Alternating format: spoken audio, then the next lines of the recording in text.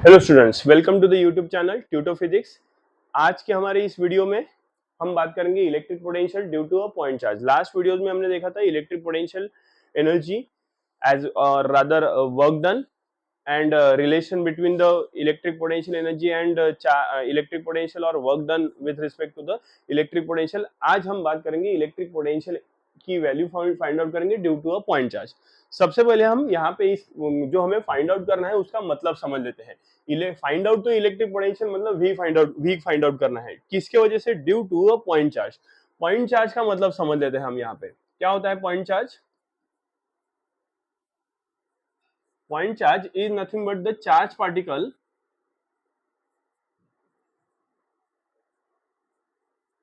of magnitude of charge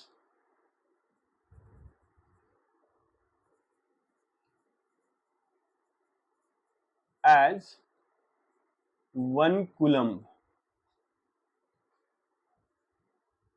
एक coulomb का charge जिसके पास रहेगा, मतलब मैग्नीट्यूड, ये एक चार्ज पार्टिकल रहेगा जिसको हम टेस्ट चार्ज कहते हैं, राइट, जिसका magnitude of charge is 1 coulomb, है ना। तो इसके लिए हमें क्या करना पड़ेगा? We will apply the same concept as we have applied in the case of electric potential energy. क्या करेंगे? एक सोर्स चार्ज कंसीडर करेंगे। Let us consider this as a source charge, say it is Q1, right. अब ये positive है तो definitely electric potential या electric field या electric force is directed in this way, so this is E bar and same is nothing but the direction of Fe bar. Let us assume the charge particle, the obviously the test charge, है ना, test charge particle is at a distance of infinity.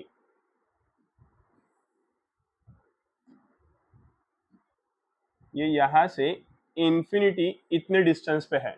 अब infinity से उस charge particle को हमें एक finite distance पे लेके आना है ना। इंफिनिटी से एक फाइनाइट डिस्टेंस पे हमें उस चार्ज पार्टिकल को लेके आना है। तो फाइनाइट डिस्टेंस मतलब हम क्या कहेंगे कि finite distance is nothing but position of that, final position of the charge particle. But before moving to it, इस पाथ में पार्टिकल अगर इंफिनिटी पे है ना, तो उसकी एक पोजीशन समझ लेते हैं। Let us say the particle is somewhere here, say it is A position. A position is at infinity, मतलब यहाँ पे इस पार्टिकल की पोजीशन, लेट अस से इट इज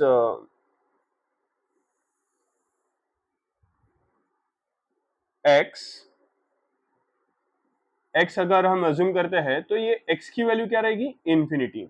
मतलब पार्टिकल ए पॉइंट पे है तो A point is along the path, along the direction of E bar and its value is infinity. मतलब इंफिनिटी पे हमारा, ये जैसे हमने शो किया है, तो इंफिनिटी पे हमारा initial position of the particle test charge है। ठीक है, अब ये टेस्ट चार्ज मतलब क्या? तो इट इज Q2 जिसकी वैल्यू रहेगी 1 कूलम, राइट। और ये Q1 मतलब इसका चार्ज, इसका मैग्नीट्यूड हम ले लेते हैं Q।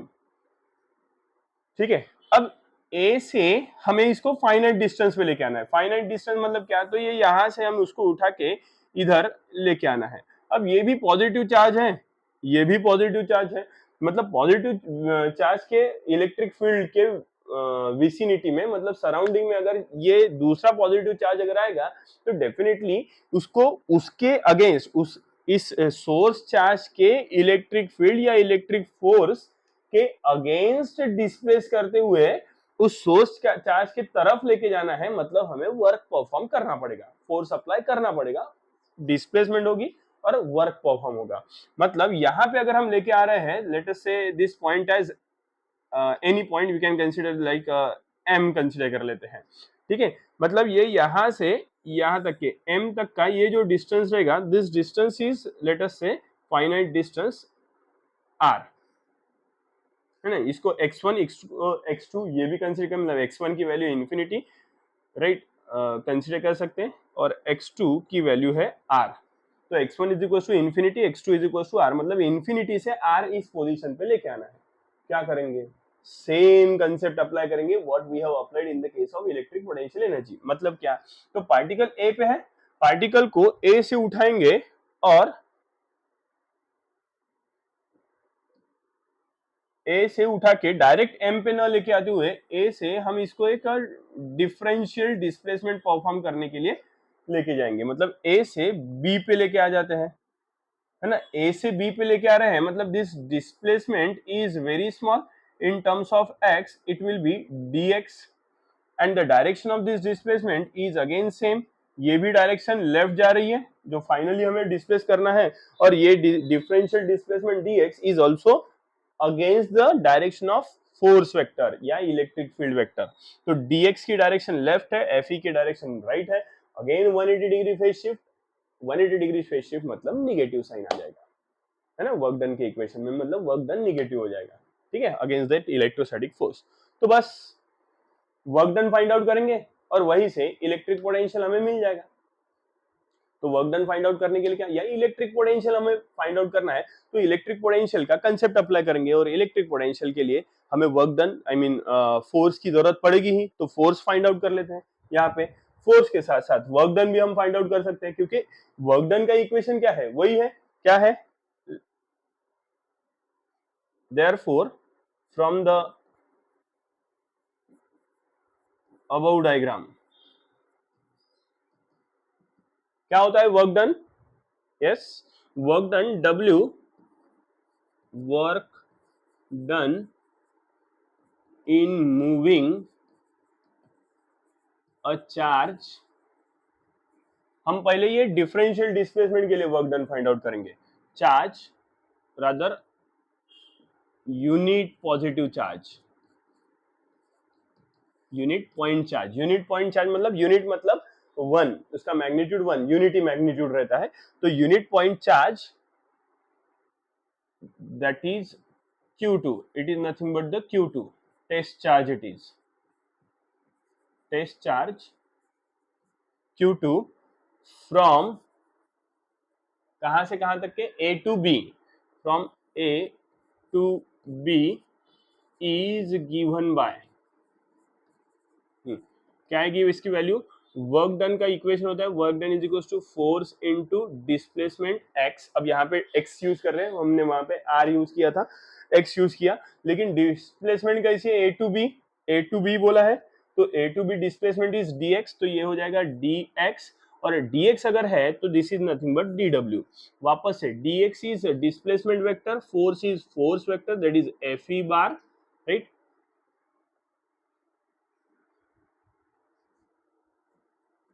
एफ ई बार, तो डॉट प्रोडक्ट रहेगा, और डॉट प्रोडक्ट रहने की वजह से वर्क डन, तो ये स्केलर क्वांटिटी है, तो it becomes F E into D x into cos of theta हो जाएगा, right, theta is the angle between D x and F E is acting towards right, D x is acting towards left, तो angle is 180 degree, तो D W की value हो जाएगी F E into D x into cos of 180 degree, है ना, and what is cos 180 degree is again same, that is -1, तो dw की value हमें मिलेगी, therefore dw is equals to cos 180 is -1, minus उधर लेके जाते हैं, तो fe into dx with minus sign, तो it becomes minus fe into dx,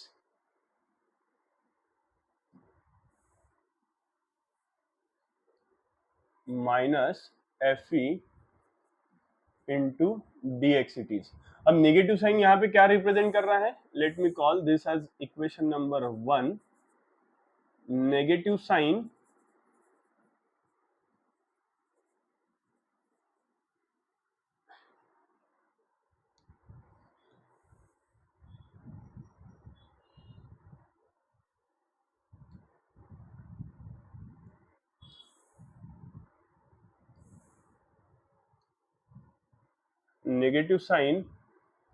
indicates that the displacement is against the electric force or electrostatic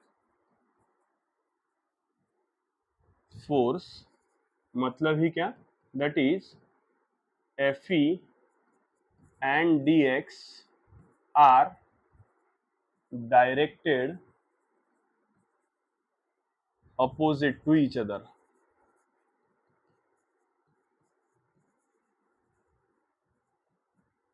एक दूसरे के opposite में एक्ट कर रहे हैं, इसलिए F E and D x के वजह से यहाँ पे माइनस साइन आया है.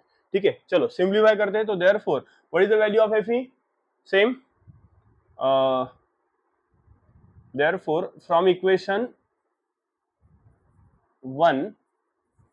1 में एफ ई की वैल्यू पुट अप कर देते हैं according to the Coulomb's force, that D W is equal to minus of, क्या होता है, 1/4 pi epsilon, sorry,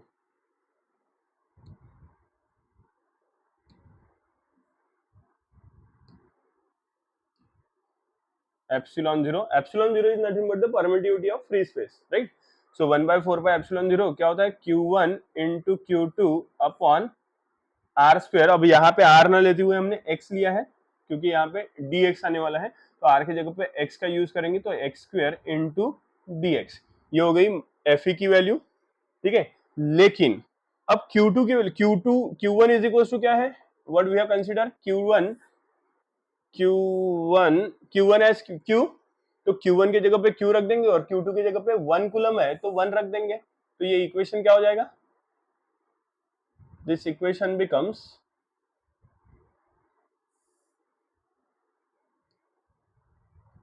so therefore dw is equals to minus 1/4 pi epsilon 0 into Q1 Q2. Q1 के जगह पे आ गया Q, Q2 के जगह पे आ गया 1, राइट, यूनिट रखने की आवश्यकता नहीं है, और x के जगह पे बराबर x इंटू dx है ना. तो इक्वेशन क्या हो गया, therefore dw is equals to minus 1/4 pi epsilon 0 q by X square into dx. अब क्या करेंगे, सेम प्रोसेस, dw से w फाइंड आउट करेंगे, वही हमारा यहाँ पे इलेक्ट्रिक पोटेंशियल होगा. कैसे, आगे देखते हैं. ठीक है, इंटीग्रेट करते हैं. So integrating above equation over the limit, limit आएगी over the limit of displacement from, obviously कहां से कहां, x1 to x2, from x1 to x2 as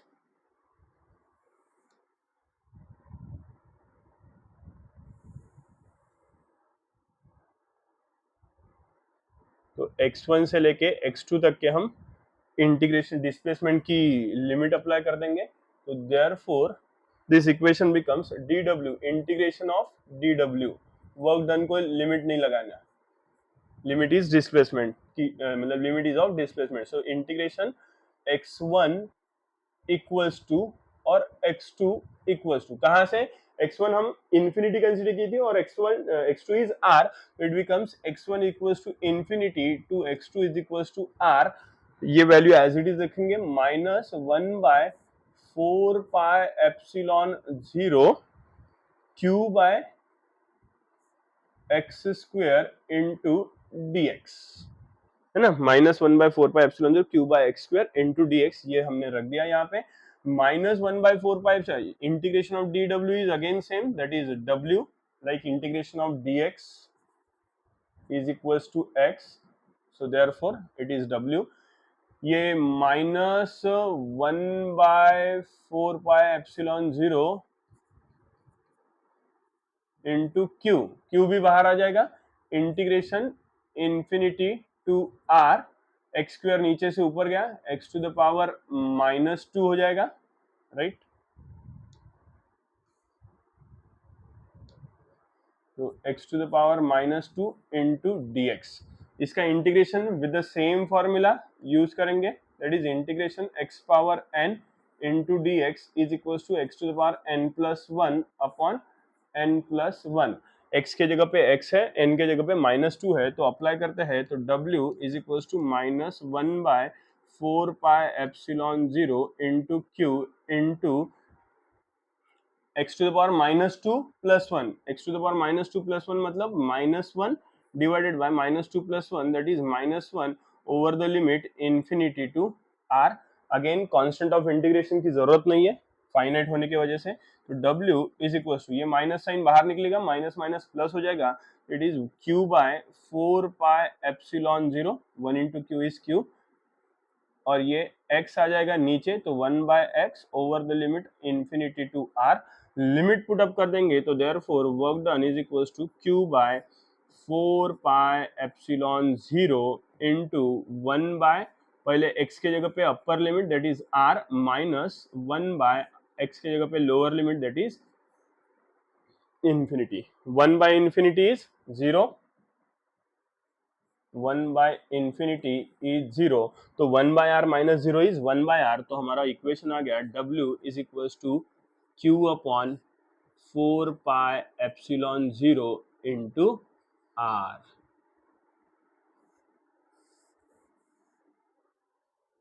क्या है ये equation? Isn't it 1 by 4 pi epsilon 0 Q bye are, है ना? इसको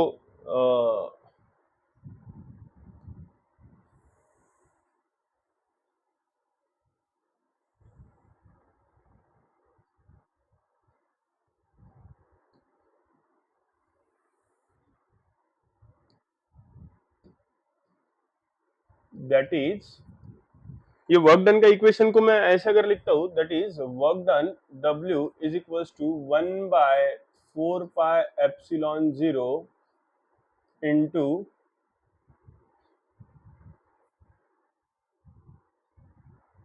epsilon 0 into Q by R it is. What is this 1 by 4 pi epsilon 0 Q by R? Is electric potential, na? But 1 by 4 pi epsilon 0 into Q by R is nothing but equals to electric potential. Electric potential की ही value है ना, एक Q1 बाहर था, एक Q2 अंदर, या Q1 अंदर Q2 बाहर, यही किया था हमने। तो this is nothing but electric potential that is V। तो 1 by 4 pi epsilon 0 Q by R is V, तो ये यहाँ पे अगर हम सब्स्टिट्यूट करते हैं तो what will get, so this has equation number what was the last equation number, equation 1 था, इसको इक्वेशन 2 बोल देते हैं, तो उस हिसाब से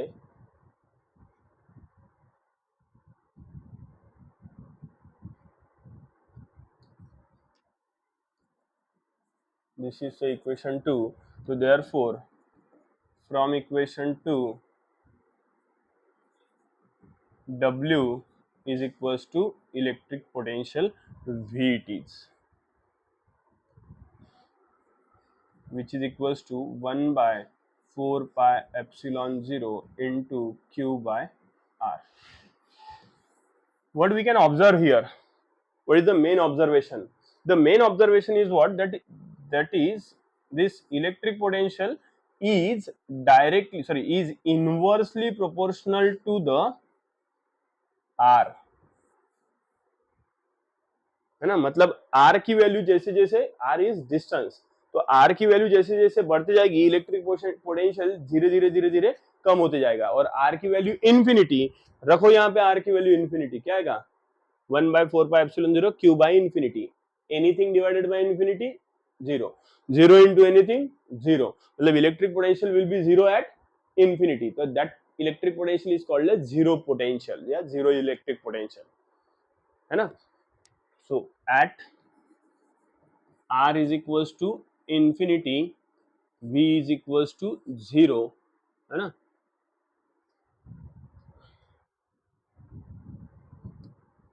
That is 1 by R is equals to 1 by infinity, and 1 by infinity is 0, called as zero potential. मतलब क्या, तो जैसे जैसे सोर्स चार्ज से दूर जाते जाएंगे, दूर जाते जाएंगे, दूर जाते जाएंगे, उस पॉइंट चार्ज की वजह से इलेक्ट्रिक पोटेंशियल की वैल्यू कितनी मिलती जाएगी हमें, 0, बिकम्स जीरो पोटेंशियल। ठीक है, यहाँ पे हम एक इस V और R इसके बीच में रिलेशन कैसा आ रहा है, इनवर्स रिलेशन, तो हम एक ग्राफ भी प्लॉट कर सकते हैं, ग्राफ भी ड्रॉ कर सकते हैं, राइट? और सिमिलरली इलेक्ट्रिक फील्ड और या electric field energy, electric field और इलेक्ट्रिक द डिस्टेंस, इसके बीच में भी हम ग्राफ प्लॉट कर सकते हैं. So let us draw that graph here. मतलब हमारे पास एक रिलेशन ये है, V is inversely proportional to R and E मतलब electric field is is inversely proportional to R square. कैसे?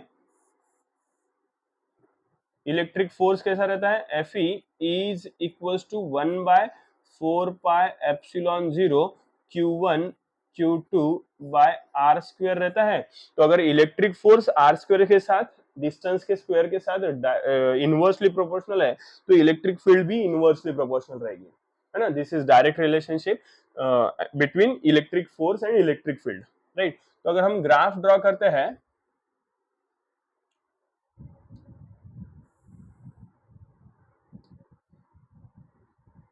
तो एक्स एक्सिस और वाई एक्सिस, एक्स एक्सिस पे आर लेंगे और वाई एक्सिस पे पहले इलेक्ट्रिक पोटेंशियल का ग्राफ ड्रॉ कर लेते हैं, है ना. तो electric potential is nothing but the V और R इज द डिस्टेंस. तो इनके बीच में ग्राफ कैसे आएगा? How is the graph? Inverse relation है ना. मतलब R की वैल्यू जैसे जैसे obviously in this direction this distance is going to be increase, है ना. तो R की वैल्यू अगर बढ़ती है, कलर चेंज करते थोड़ा सा, राइट. R की वैल्यू अगर चेंज होती है तो नो डाउट इलेक्ट्रिक पोटेंशियल क्या होते जाएगा? कम होते जाएगा. तो इलेक्ट्रिक पोटेंशियल की वैल्यू ये इस डायरेक्शन में R बढ़ रहा है, तो इनवर्स रिलेशन होने की वजह से इनके बीच का ग्राफ कैसा रहता है? Is an exponential. This is V is inversely proportional to R. ये हो गया इनके बीच का ग्राफ, है ना. अब हम ड्रॉ करते हैं ग्राफ बिटवीन